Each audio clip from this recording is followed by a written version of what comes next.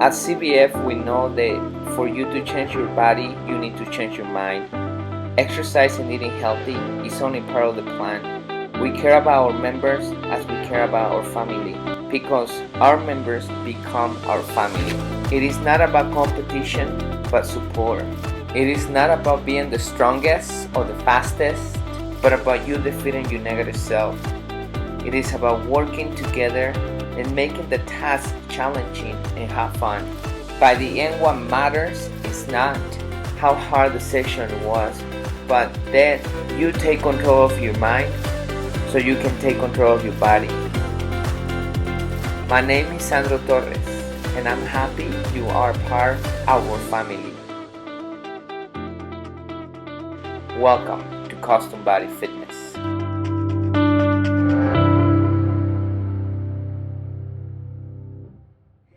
Everybody, welcome to another video of Custom Body Fitness. We have Nick with us today. He's a physical therapist in Newcastle Physical Therapy, correct? Yep. Actually, you're part of the owner of the place. My wife Sarah and I are both owners. Okay, tell me how you started your physical therapy business. So my wife and I, Sarah, were both travel physical therapists for the past few years, and when COVID hit, that actually ended the travel physical therapy business for at least several months. It still didn't, kind of fully recover.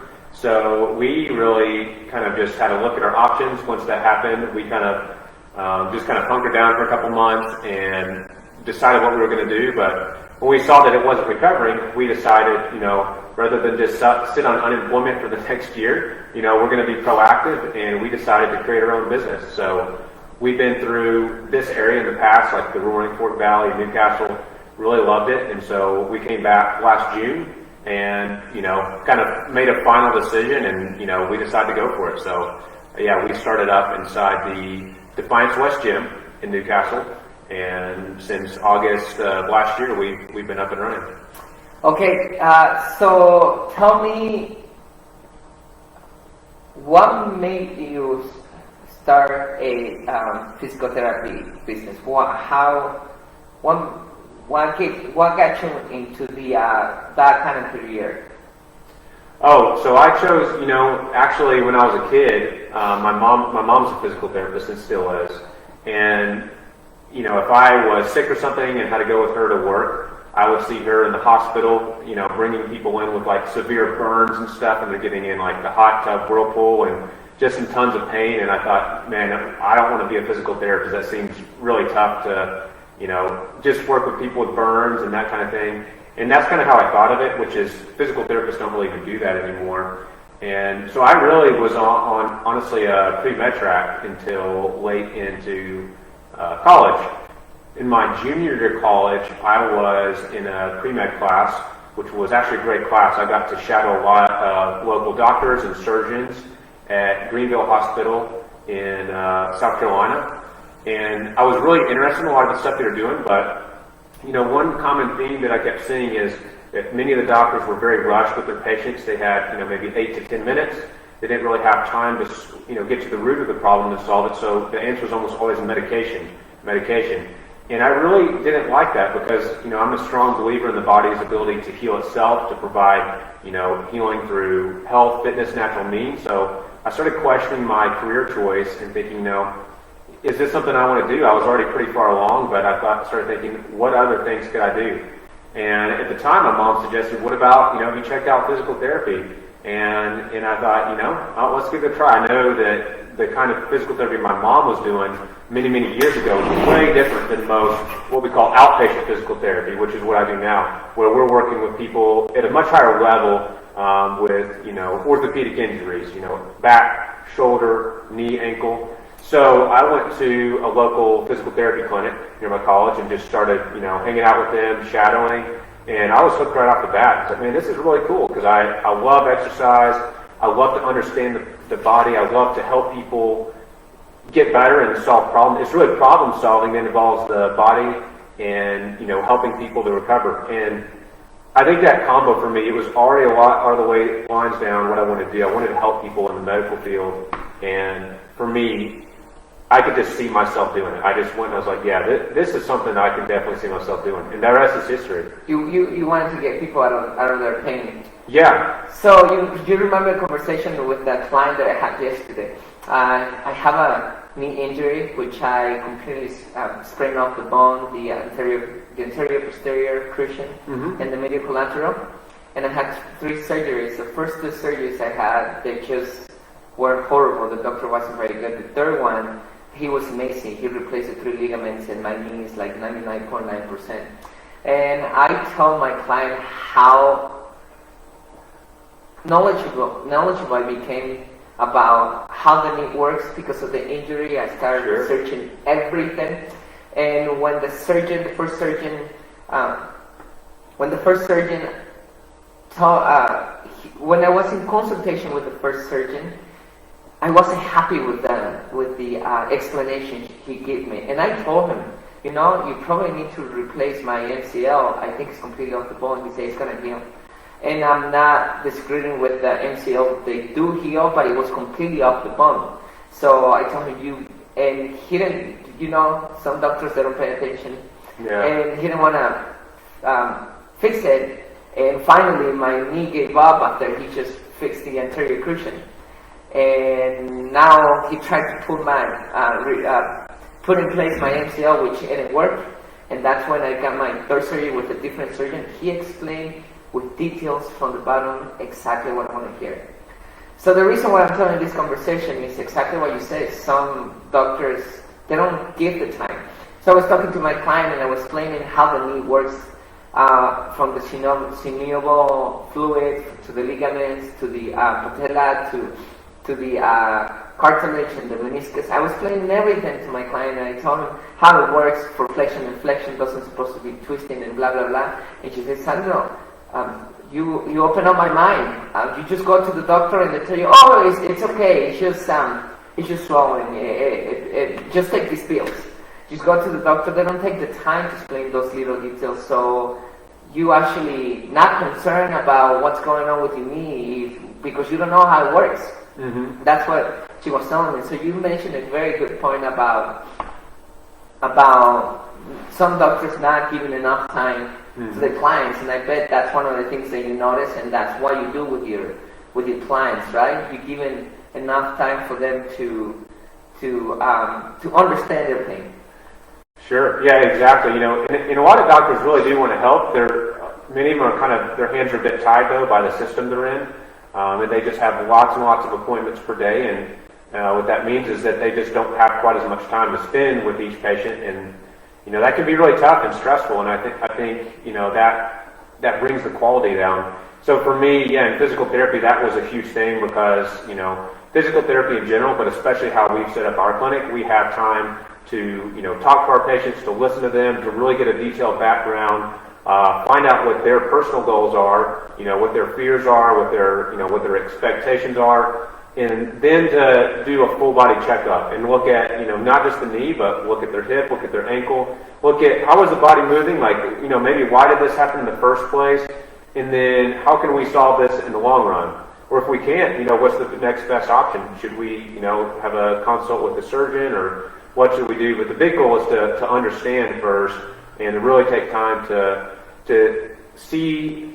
our client's body in depth, how it moves, any, shortcomings or weaknesses there may be that we can shore up and help to, correct or bring back to normal. And generally, most things for the body, I think of exercise almost like medication in a way too.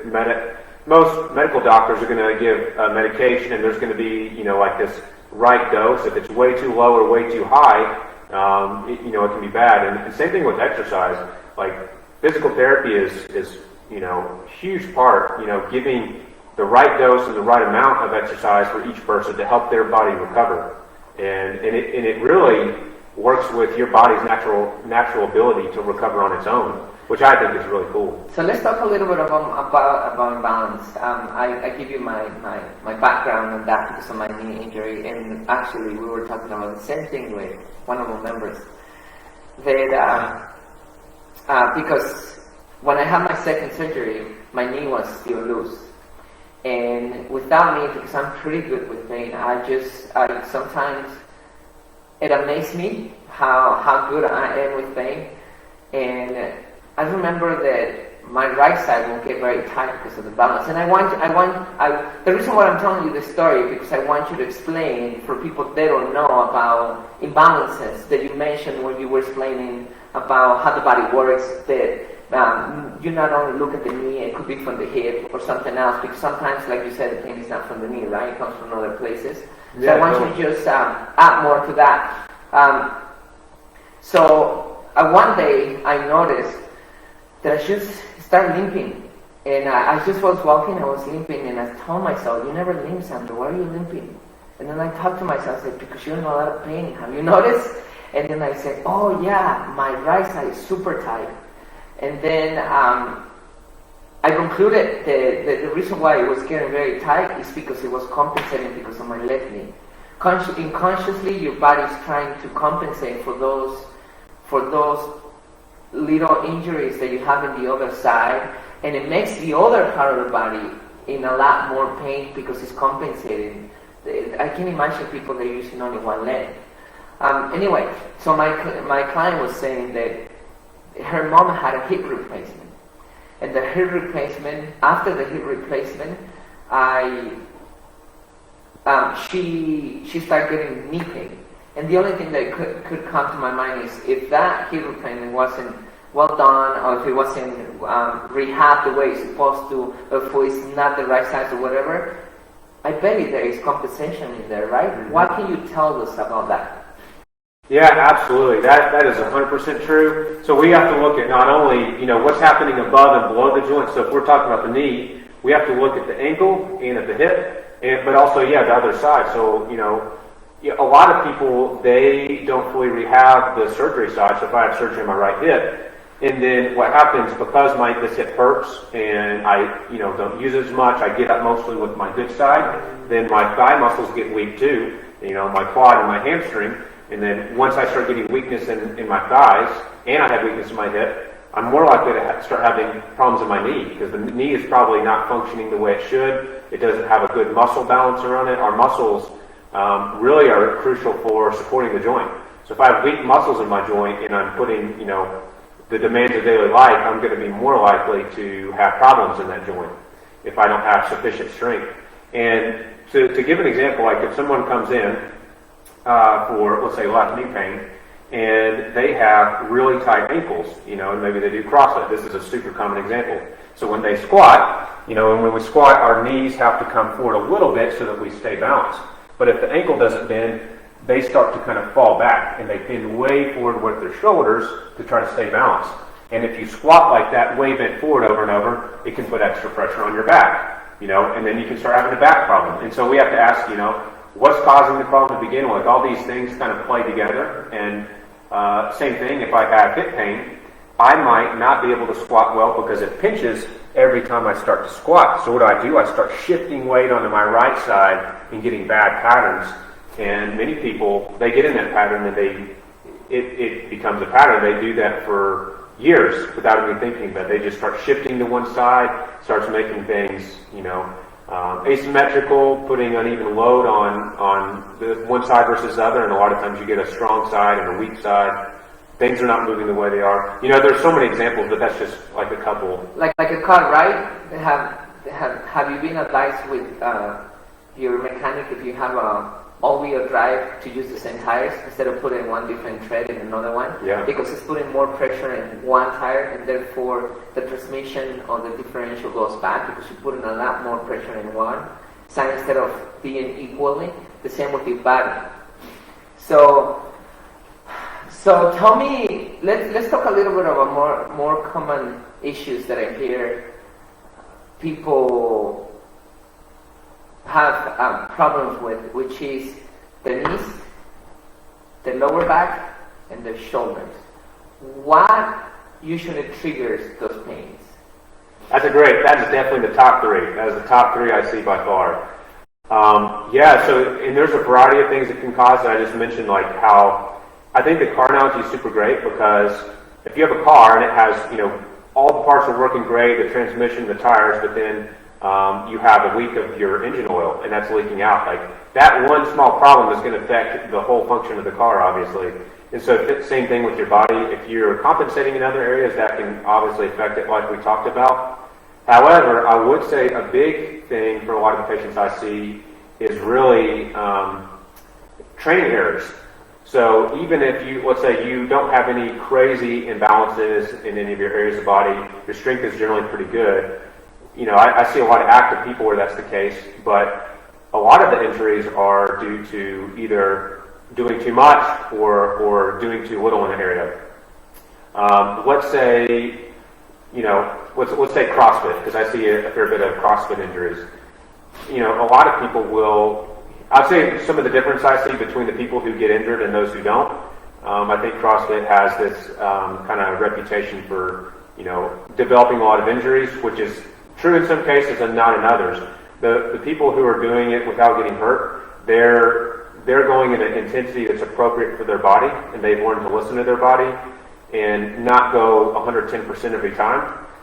Many of the people who get hurt, they kind of develop habits of ignoring, you know, or pushing through pain. So pain is kind of an interesting thing, you know. Pain doesn't always mean we have a severe injury, but it is something that we should pay attention to. So say every time you press a weight overhead, you have pain in your shoulder. You say, you know what, like I'm just going to push through it, like, you know, I'm strong, I'm stronger than the pain.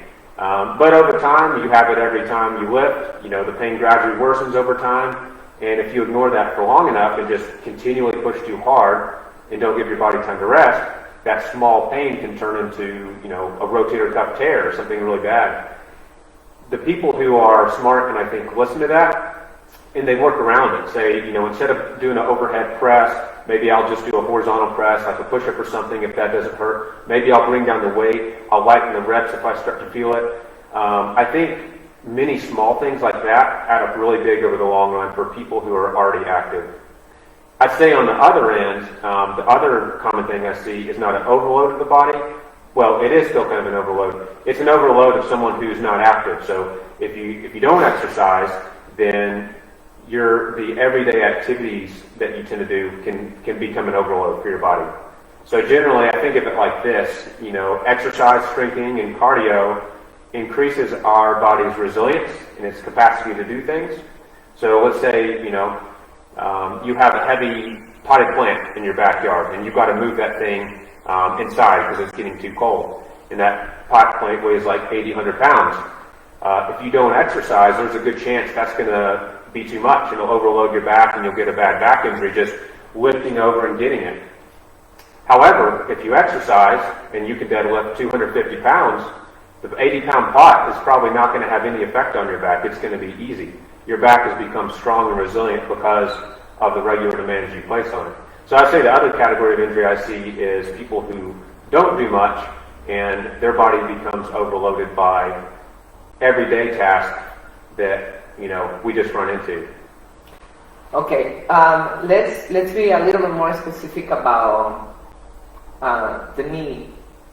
What are some things that cause knee pain? So for the knee, I would say the top things I usually see are either traumatic injuries or overuse. Let's talk about both. We're going to talk about both? So let's go to traumatic first. So if you play sports, a lot of the knee injuries happen with either landings or with contact. So a lot of knee injuries are non-contact, especially in female athletes.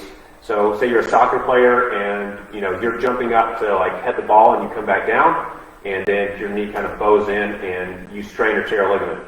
That's pretty common. Or even just running fast and slowing down real fast. Strength is a big factor in that. If your muscles are more strong, they're more able to handle those quick loads and just absorb energy rather than have that overload your knee and cause, you know, ligament sprain or strain or something else. And then overuse I usually see in more things like, you know, if you're a long distance runner and you're really pushing up your miles, like trying to hit that race, but you're starting to feel your knee ache, you push through that and it starts becoming more, and that can lead to an injury gradually over time. Or it could be that, you know, you're not very active, but you decide to go for, say, like a long hike. You've been kind of inactive most of the winter, but the weather's gotten nice. You decide to go for a longer hike, and then like on the hike it's just way too much, and it overloads your knee, and then your knee hurts. So I would say those are two main categories. Most people, it's either like some kind of accident or some kind of, overuse where you've done more than your body can handle. In both cases, your body's readiness, let's say your strength, and sometimes your mobility, but usually your strength and preparedness for it is probably the biggest factor. Okay, so I think that answers one of the questions. I'm going to ask you another question about that. So for that, to avoid those injuries, you need to strengthen your muscles. Absolutely. Right? So what can they do after let's say they overuse the knee. Mm-hmm. What can they do to alleviate that pain? It's a great question. Most people's response is one of two things. They either rest 100% and just quit using it, or they just ignore the pain and push through it. So both are not the ideal response. Sometimes resting is the key. So if you just get an injury, it is worth taking off for a few days. But if you've gone a few days and it's not getting any better, then I've seen people wait weeks or months, and then they just get to where they just stop exercising because nothing really changes. The other case is doing too much. Obviously ignoring the pain and pushing through. So we already talked about that a little bit. That usually doesn't work out well if you ignore pain for a long time. It's good to pay attention to it. The answer is usually somewhere right in the middle. When an injury happens, we definitely want to back down the intensity, how hard we go, and the volume, how much total exercise we're doing. Quite a bit. It needs to scale down, but we want to keep our body moving. So our body heals through movement. Movement is, I really consider movement as like medicine for our body. Our knee, if we keep we injure our knee, it gets swollen, it hurts, and we just stop walking and sit on the couch all day long. The body really needs input to get that knee healing. So getting light movement throughout the day, gentle exercises, that's going to lead to healing a lot faster than sitting on the couch or pushing through. So that's really what we do in physical therapy. When someone comes in with an injury, we see where is your body's function right now, what things can you do without pain, and what things hurt, and then from that we try to build a well-rounded program to take care of the injury at hand, but also, again, we look at what probably caused that. Are there other imbalances above or below that we also need to work on at the same time? But the goal is to give someone a plan to where they can continue moving while injured daily, doing things that will start recovering that mobility, recovering that strength, letting their body move without pain. Okay, good. Let's talk about now the lower back. Lower back. What causes that pain, and what can they do to avoid, to actually not get into that pain and to alleviate the pain if they get it? Yeah, great question. Lower back is probably the top one. And this is another case that's usually an overload to the tissues of the back. So with people who are active, I often see them hurting their back, lifting more weight than they can do with good form. So often squatting or deadlifting. And those are absolutely great exercises, and I love them. But I would say the most common injuries I see are from people doing way more than their body can handle and not really listening to their body, just going for how much can I lift right now versus seeing it as an exercise to like build my body up. That's a big category. Another big category is, many times people are inactive, lifting something heavy. That tends to injure the back and maybe start a kind of like a pain cycle, gets it started. Maybe sprain a ligament, maybe injure a disc. And to be honest, so if I sprain a ligament, injure a disc, would that heal? It does, at least to a degree. Sometimes it doesn't heal 100%, but they have had studies looking at a lot of people with disc bulges and things like that. Some of them don't heal, but many of them do heal, at least partially over time. And the interesting thing is, even a lot of them that don't heal, many people recover their function and get out of pain even if it doesn't heal. And that probably seems crazy because, I think this comes down to, we used to see the body, they call it a biomechanical approach. We look at the body as all parts, like a car, but this is the area where human beings are more complicated than that. Our bodies are more adaptable than the car. It's a living organism, And there's many people going around who have, maybe they have a small rotator cuff tear on their shoulder, maybe they have some arthritis in the back or a bulged disc, but they get through that, their body heals. While that injury's still there, they get to where they can still function at a high level without pain. Well, so this is a big conversation with a lot of people. So, some people will start off by getting an MRI, and they'll say, well, it shows this, this, and this in my back. I'm screwed basically, right? I'm going to have to get surgery. And my answer is usually like, I wouldn't go so fast, Surgery is a big deal. You're going to be out for several weeks to months minimum. It's thousands of dollars just for the first step. An MRI is usually, I think the average cost is $2,000 in the hospital or $1,000 outside of it. For that price, you could do physical therapy for many weeks. And you don't know if it's going to be effective. Right. You need to really study that. When I got into my knee injury, I really studied what they're going to do to my knee, what happened. This is what I wanted to tell you. Based on what I know and the research that I have done, and with clients online, things like that, I noticed that people who have done their knees, who have done a completely knee replacement, some of them are happy with it. Mm-hmm. The highest percentage are happy with it. Mm-hmm. Lower percentages are not. They're not the same. People who have done their hip replacement, usually a couple of them that I have to talk to them. I haven't talked to many of them because I don't know many people who have done hip replacement, but the people who I have talked to them, they're very happy with the hip replacement, except for my mom's client that I was talking about. But most people, they're super happy with it. With the back injury, I haven't heard anybody who said, I'm happy with my surgery. They always have other discs, they need another surgery, and the pain never goes away. It's still there.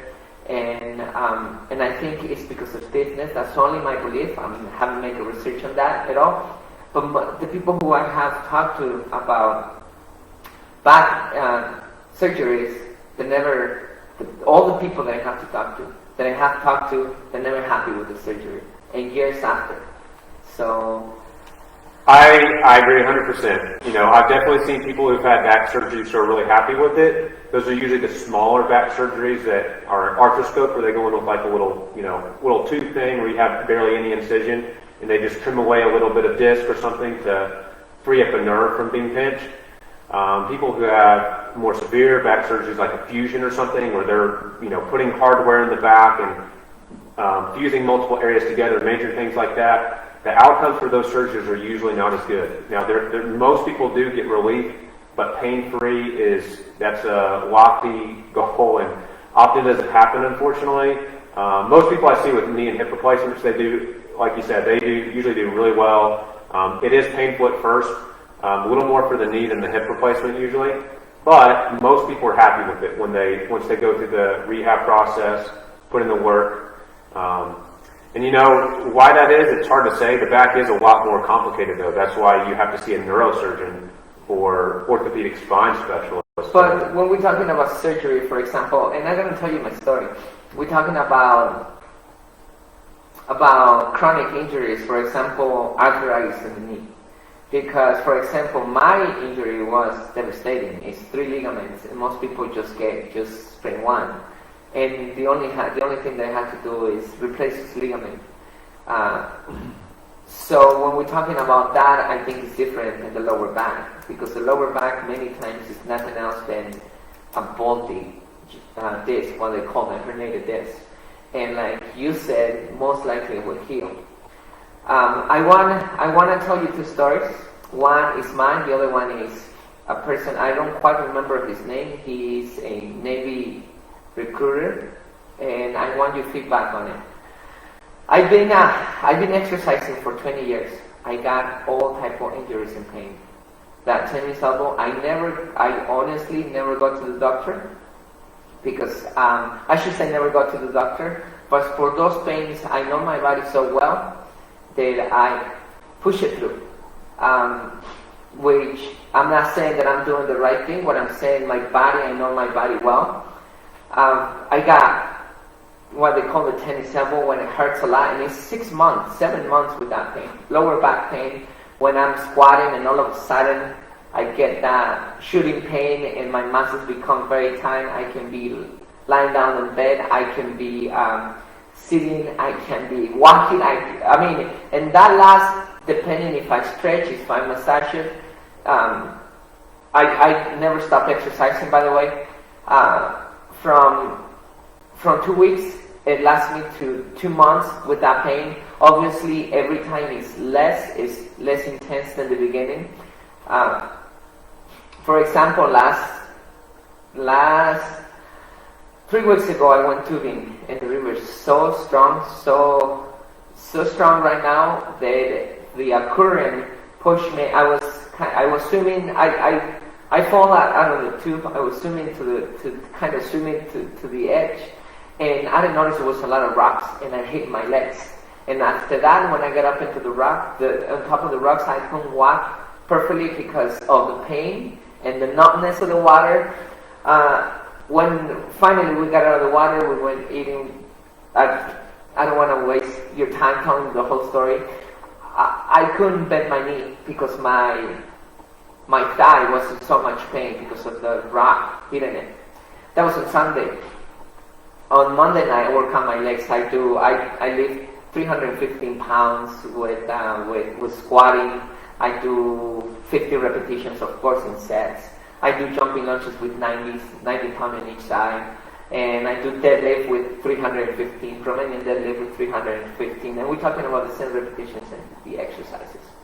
So on Monday, my leg in the morning, I usually do my exercise. In the morning, it was in so much pain that I'm not a quitter. I decided not to quit, but I couldn't do it because it was so much pain. So I went home, I slept, and I feel relief. So I went to the gym the same morning, and I exercised it, I pushed it. And when I started doing the first lunge, with the squatting, it wasn't a lot of pain, but when I was starting doing the first lunges, it's like the first repetition wasn't a lot of pain, but the second one, boom, pain gone. So I did my whole exercise. Anyway, that's an example. The same when I hurt my back, and it happened once, twice, happened many times. I probably hurt my back like 5, 6, 7 times. The same with my shoulder. Sometimes it comes to the point that I can't rotate my and with this in mind, like I told you before, I know I don't want to talk high level of myself because the story that I'm going to tell you about this guy is impressive. I'm not. I'm amazingly good with pain. So I need to be when they did my surgeries, I didn't take any pain medication because I can't handle that much pain. I mean, when they drill all your bones and all that, so many people can't handle like a little cut and they need pain relievers. I mean, I didn't take any medication for my surgeries. So you can imagine how much pain I can handle. And so sometimes the rotator cuffs get super tight. They hurt a lot. I continue pushing it, and sometimes it goes away in 2 weeks. Sometimes it lasts like 4, 6 months, but I continue doing it, and all of a sudden disappear. Every single knee pain. What I noticed with knee pain more than anything, my personal research and my personal body, of course, is that it's a lot of tightness. When I get a lot of knee pain, it's because I have a lot of tightness. As soon as I start stretching, it goes away. The same with my back and most likely my shoulders. If I don't stretch, it's like I get those acute injuries more common. Anyway, I've been doing that for years, and it seems like I work through that. Makes sense? And I haven't had like a chronic injury to the point that I say like. But that's not for everybody, right? That's not the type of everybody can handle that much pain, and that's when I noticed that some people need that relief. What do you think about that? That's a lot of interesting food for thought. Yeah. So I have a couple of chronic injuries myself, and I think there's times when you can work through pain, and there's times when you can't. For some people, they can work through it at a higher level and still have their body heal from it, whereas others don't. And it's hard to figure that out for yourself. If you've had long-term injuries, it takes some time to determine, like when can I push and when can I not? Most people who've had injuries for a long time and have, learned to be in tune with their body can learn when they can tolerate to push and when not. The general advice I give to most of my patients, and I follow this for my own injuries, is if it hurts a little bit, but it doesn't get worse, you can continue working and it doesn't get worse or it gets better as you get warmed up, then I go for it. I keep doing it. If you start though, and it's like, hey, my shoulder hurts, and then every rep you do, it's hurting more and more and more, that's usually not going to end up good. You're probably going to have a flare-up of your pain, and that's not to say that, it's going to necessarily cause a really bad injury. You can still, in most cases, recover after that, but you're probably going to have a more delay in function afterwards versus if you scale it back. My preference is to scale to the point where I don't have pain, and maybe I'm doing a little bit of less weight, but then after the workout, I recover really well, and I can continue exercising and not, miss any of my workouts. So what you recommend is for them to continue exercise, but if I'm not misunderstanding, pay attention to the pain and work out according to it. Yeah. Don't stop. Yeah, absolutely don't stop. A minor pain that just kind of stays at a minor level throughout the exercise and then it goes away after, I tell people don't worry about it. That's normal recovering from an injury. If you have that, don't worry. If it's really bad, it keeps increasing though, and then you finish your workout and your shoulder or your knee, it hurts worse the whole rest of the day. You wake up the next day, it's still a lot worse. That's a case where you probably pushed too hard, and if you had scaled back, you would have healed a lot quicker. It would have gone from the exercise becoming an aggravator that sets you back from healing to the exercise becoming positive stimulus and it aids your body in recovering. And, you can still get away with making mistakes. Most people make mistakes. That's part of life. I make mistakes with my training sometimes. But I will say the less mistakes you make as far as going too hard or too much while you're injured, usually the quicker it's going to recover. The biggest thing is to stay active, get in there for your workout every time, don't miss it, but scale it, listen to what your body's telling you. I think the biggest place I've gone wrong with my personal injuries and most of my patients is saying, you know what, this is my workout today. I'm going to run 5 miles at this pace.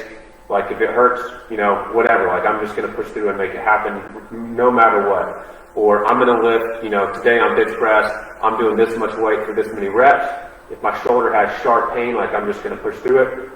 That kind of mentality will usually set you back. But if you listen and say, you know what, like I'm going to take 10 pounds off the bar, try it again, you know what, now it doesn't hurt much at all. And then go with that. And your body will respond to that really well, and it will go forward rather than backward. It's tricky. So I have a couple questions more for you, but before that I'm going to tell you the story of this guy, because this guy amazed me. And he's not, I think, he's been interviewed by a lot of people. And you can search online, because I don't know his name. I'm pretty bad with, when it comes with this type of celebrities, I'm pretty bad remembering names. But if you search online for Navy recruiter run 100 miles, you know who I'm talking about. This guy talks his story, and the way why a lot of people start interviewing him is because a very successful business owner talked about he was doing the same race, and he talks about him, and he saw him, and that's when everybody started looking for him so they can be interviewed. Anyway, so he was overweight, and he tells the whole story. Don't want to tell you this. I recommend you go online and search him and listen to the story, but he was a very successful kid, and he had a lot of negative talking. He was overweight, he was mistreated, blah, blah, blah. So he was overweight, and he decided to sign up for one of the toughest races here in the U.S. And that race is supposed to be 100 miles run. He said he only got some crackers with him and a chair. And don't ask me how he took the chair. If somebody's supposed to bring it to him, or he was running with it. I don't know that part. But he was running, and he ran 70 miles. Wow. When he ended up in the city, he couldn't do it anymore. He said that his kidneys was failing, and he was peeing blood. He wanted, like he said, the potty pour. It was a couple feet away from him. He couldn't get up. he got the chair, he said, and he couldn't get up to go there. And he was he was peeing blood in himself. He said his feet, some part of his feet, I'm guessing the tibia and some of his toe was broken. He couldn't get up. But he was talking to himself. He said, I'm not going to quit. So he got his crackers. He started eating the crackers, like sitting in the chair. And the same story tells us the other guy who saw him. He tells the same story. He said, like, he was just eating his crackers. The wife came over and said, like, you're done. And he said, no, I'm not done. I'm going to do this. And he got up the chair, and he tells how he put it in his mind. He did it by incremental things. He get up the chair, and the wife hold him, and they start walking. I think they walked 2 miles. If I remember the story. And the wife told him, because he's supposed to make it in certain time. He said, you're not going to make it at this pace. Say he got some of that healing tape, whatever you call that, the compression tape. He taped his feet, and he started running with his broken bones. He ran 30 miles, he finished the race. And after that, every day, because after that, he recruited into the Navy, and he needed to do the training, and he continued doing it injured. And right now, he's in super shape, and he's being hired to teach people how to get out of the comfort zone and make people succeed to another level. Because one of the things that he said, he noticed that when he gets up and he noticed it when he was running the last 30 miles, he said, I noticed that you stop being human. You're more capable of doing what you think you're limited to. That's an impressive story. I thought that guy was amazing. Anyway, I just wanted to tell you that story. I think it goes with a lot of the pain and things that we talk about. Tell me about what do you do to exercise, and tell me a little bit about you eating. Personally, what do I do to exercise? Mm-hmm. So I do a combination. I change what I do from year to year. I like variety, so I've just done workouts on my own in the past, all body weight, like calisthenic. I've done CrossFit. I've done more like standard, gym strength training workouts. I usually strength train 2-3 times a week. And then I mountain bike, I run sometimes.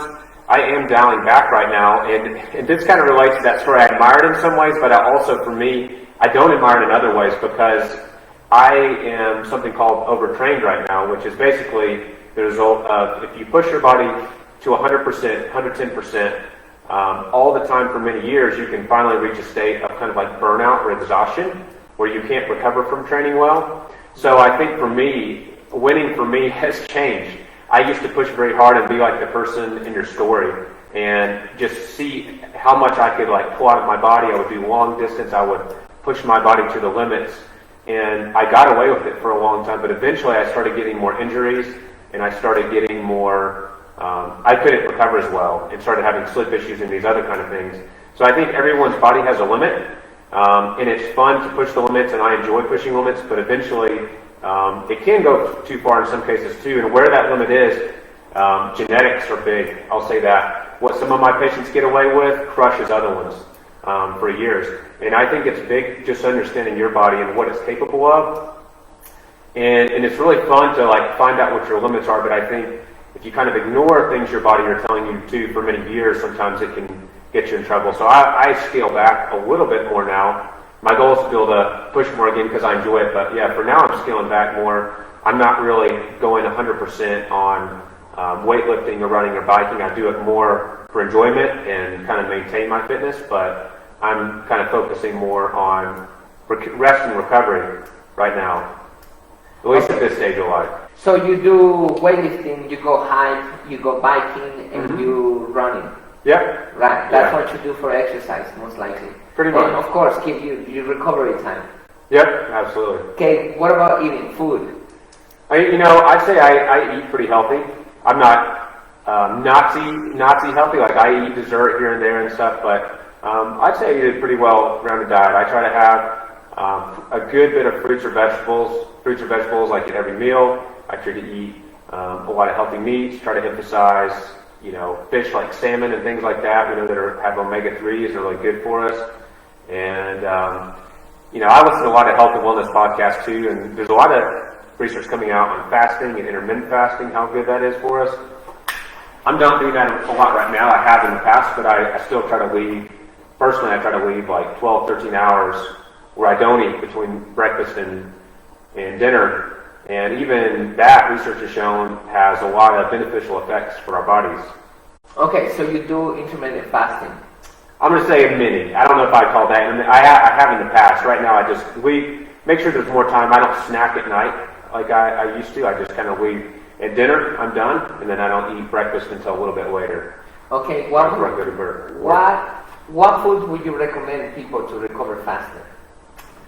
That's a great question. So, if you're recovering from an injury, there are several really key things. So, one is getting enough protein intake. So, obviously, if you're injured, your body needs protein not only to help recover, but also you want to start building back those muscles that atrophy or weaken with injury. So, getting enough protein is a really big deal. And, there's been a lot of discussion over the years, how much protein do I need? Well, usually the top amount, that you won't get much more benefit past, they've shown that to be around 1 gram per pound of body weight, and that's a lot. And there's kind of two goals. So you want to get, not only do I want to get, towards that amount total, but I also want to have that spread out throughout the day, because it's tough for the body to handle a humongous amount of protein all at once. So, kind of a typical American breakfast, I have frosted flakes for breakfast, maybe like a peanut butter and jelly for lunch, and then like a humongous dinner, that's really big, and then like a protein shake, maybe if I'm working out. The body does a lot better if you spread that protein out. If you get a balanced amount of protein, at breakfast, lunch, at dinner, and then, possibly even another time. I've read that research. Yeah. I can't quite remember how much protein, but the body's limited to just absorb so much. Can't absorb more than that. Yeah. Yeah. Good. Thank you. So tell me, what do you do to recover, and what do you do to Alleviate you personally? Personally, I think, you'll see all these recovery tools and methods and special smoothies and things out there. Like, honestly, I go with this with my patients, like, the most effective recovery things are the most boring but underrated. Sleep is probably our biggest superpower. I recently read a book called Why We Sleep by a guy named Dr. Matthew Walker, and the info in that book is so great. It's a bit long, but it's really good information. Sleep is your body's biggest recovery tactic. When you go to bed, so many things are happening at night while you're asleep. Your body is repairing your muscles, getting your nervous system recharged. It is so effective at recovery.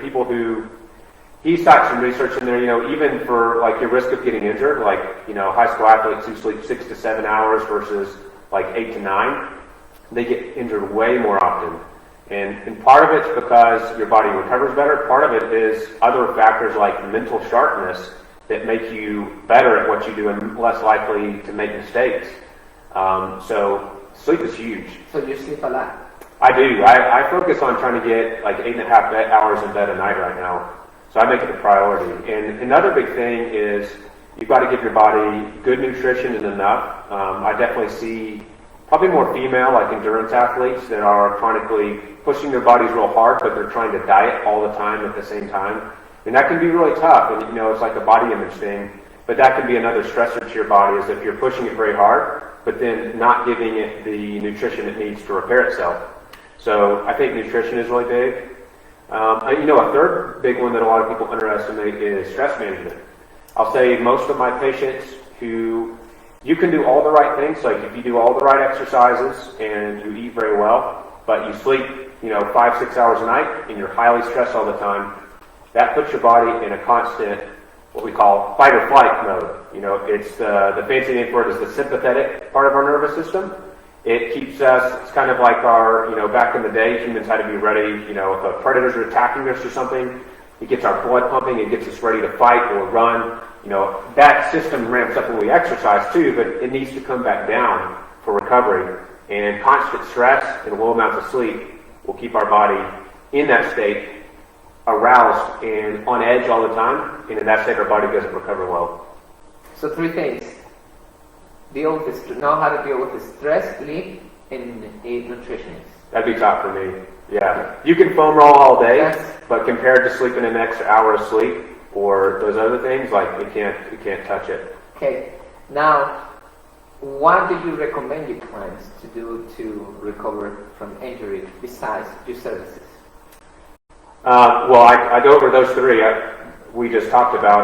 On my questionnaires when people come in, I ask about all 3 of those things because that's the top. For me, 4 main categories: exercise, sleep, nutrition, and stress management. That's kind of like, to me, the 4 big pillars of health. If you are really low on one, you can make up somewhat, if the other 3 are good. But if you have exercise, you're doing perfect, but all other 3 bars are low, you're going to have a very tough time recovering. So I would say that's pretty much it. Like those 4, I keep it simple. I think if you get that recipe right, if you can maximize even like 3 out of 4 of those, like you're going to recover well. If you're highly stressed and sleeping 5 or 6 hours a night, it's going to be hard to make up for that with good nutrition and good exercise. You may be able to do it, but it's going to be a lot slower. Perfect. Nick, thank you so much. It is a pleasure. Thank you for coming and talk to us and give us information about how we can deal with pain. I really appreciate it. Absolutely. Thanks for having me. Oh, anytime. Yes, sir. Thank you, everybody, for continuing following, and I hope you got good information out of this interview. And now you know we have Nick right here. We can help with pain and what to do to avoid injury and to alleviate pain. Thank you. Thank you so much for taking the time to watch this video. If you enjoyed the content offered here, then I know you will enjoy these books. These are great tools to lead you to successful weight loss, better health, and greater happiness.